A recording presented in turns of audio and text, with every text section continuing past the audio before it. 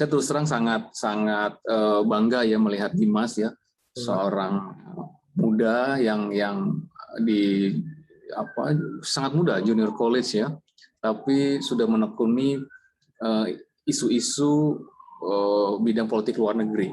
Ini merupakan satu hal yang positif dan baik, dan saya dukung, saya doakan nanti Dimas melanjutkan karirnya ke Kementerian Luar Negeri.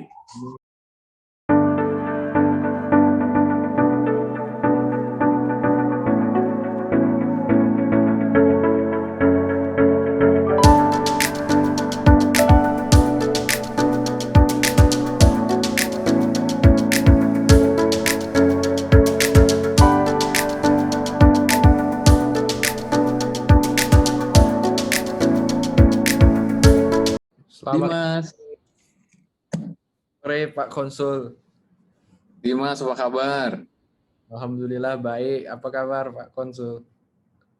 Sehat. Terima kasih Pak Konsul sudah menghadiri virtual podcast atau wawancara kita yang singkat ini. Nah, pertama-tama tentunya saya ingin bertanya tentang kondisi pandemi sekarang di Hong Kong. Apakah sudah semakin membaik atau kurang baik? Baik, terima kasih Dimas kesempatannya pada sore hari ini ya, kita bisa berbincang sedikit, berbagi informasi mengenai situasi COVID di Hong Kong, dan juga nanti saya singgung mengenai warga negara Indonesia yang ada di Hong Kong dan Macau selama pandemi COVID ini. Jadi situasi pandemi COVID di Hong Kong dan Macau saat ini relatif kondusif dan stabil. Memang Hong Kong sampai saat ini ya mencatat rekor sampai dengan hari ini 55 hari ini tidak ada kasus lokal. Jadi bisa dikatakan sangat baik. Nah, angka rata-rata kasus harian dalam seminggu terakhir ini berkisar sekitar 3 kasus ya.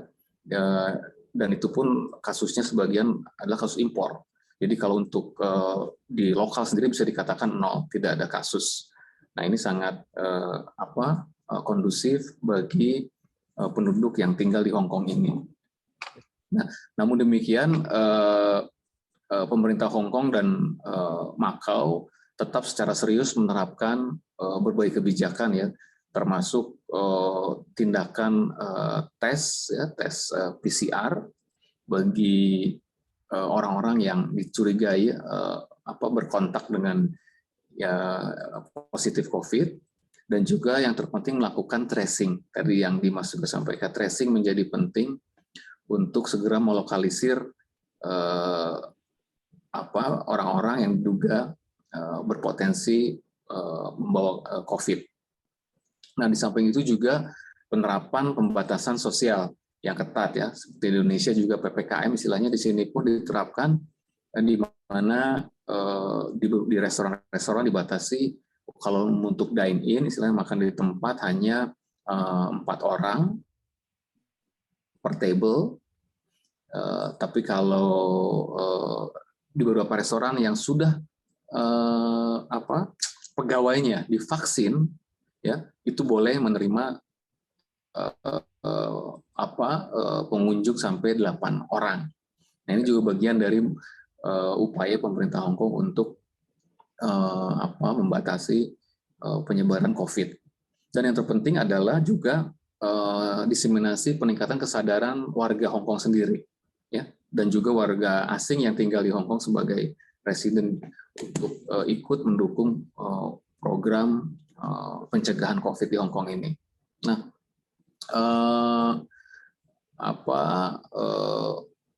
jadi yang terpenting adalah saya kira yang bisa di-copy gitu ya dari upaya pemerintah Hong Kong adalah tadi melakukan tes PCR dan tracing yang ketat, dan juga digencarkannya program vaksinasi, ya, vaksinasi bagi seluruh penduduk di Hong Kong untuk menciptakan kekebalan publik, herd immunity itu supaya tercipta, maka Hong Kong sekarang menggencarkan program vaksinasi. Nah, termasuk juga upaya yang dilakukan oleh KJRI Hong Kong kemarin, hari Minggu, kita bekerjasama dengan Kementerian Kesehatan di Hong Kong melakukan vaksinasi massal bagi kurang lebih 266 warga Indonesia. Itu, Dimas. Ya, nah salah satu cara KJRI melindungi warga Indonesia di Hong Kong itu tadi seperti Pak Konsul sampaikan ya, vaksin dan untuk menciptakan herd immunity. Nah, itu dari sektor kesehatan yang menyelamatkan nyawa para WNI. Nah, tentunya WNI juga kita lihat di Hong Kong banyak yang bekerja sebagai kerja di Hong Kong ya, TKI, tenaga kerja Indonesia. Nah, ini kan perlu perlindungan yang cukup terus dimonitor begitu kan, biar tidak ada krisis ataupun permasalahan dengan warga-warga negara lain begitu. Nah, kira-kira apa saja upaya yang dilakukan KJRI dalam cara mencegah adanya problems dan juga melindungi para tenaga kerja Indonesia di Hong Kong? Baik, jadi dalam konteks tersebut, apa dapat saya sampaikan, KJRI Hong Kong kita ya senantiasa melakukan upaya perlindungan dan pelayanan bagi warga negara kita di Hong Kong, utamanya bagi pekerja migran Indonesia. Jadi sebagai informasi, Dimas, kita ada kurang lebih 170.000 warga Indonesia yang tinggal di Hong Kong ini, dan sebagian besar itu adalah pekerja migran Indonesia. Nah, oleh karena itu KJRI Hong Kong selalu memberikan upaya yang terbaiknya untuk memberikan pelayanan, ya, juga perlindungan. Karena di masa COVID ini situasi menjadi lebih kompleks, ya, bukan malah menjadi lebih mudah, tapi lebih kompleks. Nah, pelayanan dari KJRI sendiri kita selama pandemi kita buka terus 7 hari, ya. 6 hari. Jadi KJRI Hong Kong ini adalah salah satu perwakilan yang bukanya itu bukan Monday to Friday, tapi Monday to Friday dan Sunday. Jadi kita Minggu pun buka untuk memberikan pelayanan. Mengapa? Karena di hari Minggu itulah teman-teman, saudara-saudara kita, pekerja migran kita itu libur. Makanya kita ambil kebijakan untuk membuka kantor perwakilan kita melayani mereka. Nah, ini sangat efektif dan sangat membantu teman-teman kita pekerja migran dalam melayani kebutuhannya, baik itu dokumen, ya, kekonsuleran, ya, paspor, juga dokumen-dokumen lain yang dibutuhkan, atau bahkan bentuk pengaduan ataupun perlu bantuan dari KJRI, kita bisa layani di hari Minggu itu. Nah, aktivitas kita, ya, KJRI ini dalam selama pandemi ini dapat saya sampaikan, awal-awal waktu kasus COVID muncul di awal Januari 2020, di mana terjadi kelangkaan masker, kita, ya, KJRI Hong Kong bergerak cepat untuk mendistribusikan puluhan ribu masker kepada warga negara kita yang kesulitan, karena masker saat itu sangat sulit diperoleh di Hong Kong. Lalu kita bekerjasama dengan berbagai pihak, ya, BUMN di Hong Kong utamanya, sangat membantu, dan juga ormas-ormas yang ada di Hong Kong ini saling bahu-membahu untuk menyediakan kebutuhan masker dan juga hand sanitizer pada saat itu. Dan kita turun langsung ke lapangan, ya, menjemput bola istilahnya ke kantong-kantong warga, menyebarluaskan masker. Nah, di samping itu juga kita memberikan bantuan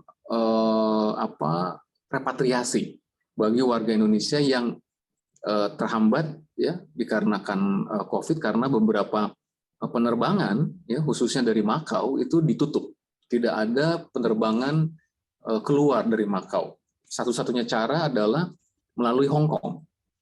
Nah, ini menjadi tantangan tersendiri karena Hong Kong itu pun menutup. Jadi ini saling mengunci, gitu kan.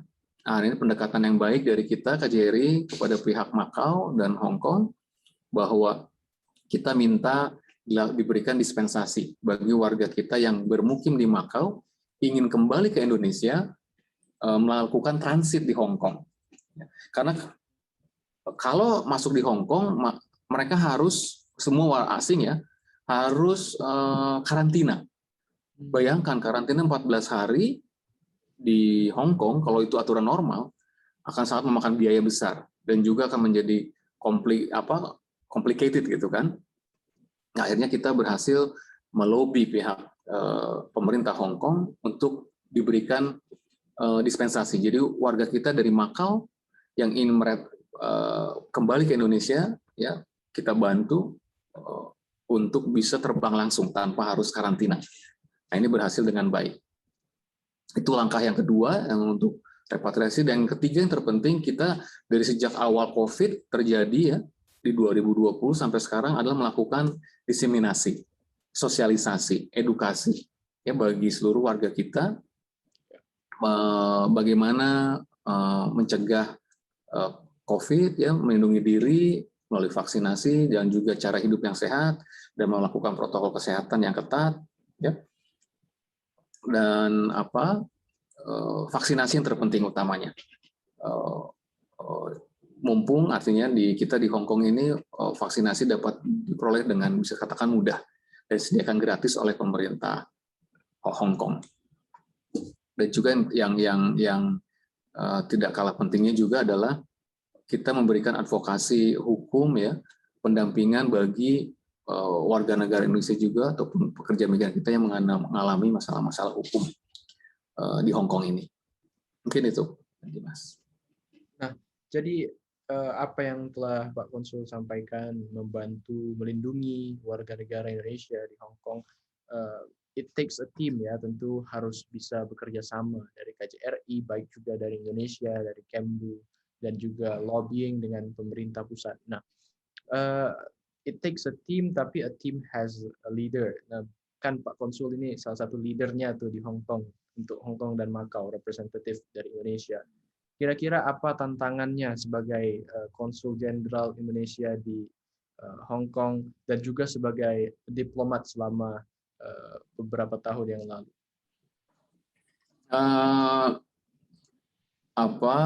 Ini merupakan satu kehormatan ya, kebanggaan bagi saya bisa bekerja ya, mewakili pemerintah Indonesia ya, di mana Indonesia merupakan satu bangsa yang besar ya, baik dari segi populasi ya maupun potensi yang kita miliki. Nah, untuk itu pengenalan Indonesia secara utuh ya dengan berbagai potensinya, baik potensi ekonomi ya yang sangat saya kira terbesar di Asia Tenggara saat ini ya, potensi investasi yang sangat menjanjikan ya, kekayaan, keragaman budaya dan keindahan alam tentu saja untuk sektor pariwisata itu menjadi kesempatan yang baik bagaimana kita bisa tanda kutip menjual potensi tersebut, tapi juga sekaligus menjadi tantangan. Ya, tantangan bagi kita di KJRI Hong Kong ini bersama tim yang ada di sini, kita dapat mempromosikan ya, potensi-potensi kita tadi yang saya sebutkan, ya, yang tujuan akhirnya adalah untuk meningkatkan hubungan kedua negara. Nah, dapat saya bisa katakan bahwa perwakilan Indonesia di Hong Kong ini sangat unik. Mengapa unik? Karena tadi di awal saya sempat singgung, kita selain menangani isu-isu perekonomian, ya, investasi, ya, yang harus selalu kita kembangkan, ya, dan Hong Kong saat ini menempati posisi kedua sebagai investor terbesar di Indonesia. Nah, ini merupakan satu hal yang positif bagi kita ya untuk sektor investasi. Dan ini harus kita pertahankan minimal. Dan tentu saja kita upayakan untuk ditingkatkan. Nah, namun di sisi lain juga perwakilan kita KJRI Hong Kong ini merupakan perwakilan citizen service, yaitu perwakilan pelayanan warga. Nah, ini menjadi tantangan tersendiri bagi kita, teman-teman di KJRI Hong Kong ya, untuk memberikan pelayanan dan pembinaan warga Indonesia kepada warga kita secara maksimal.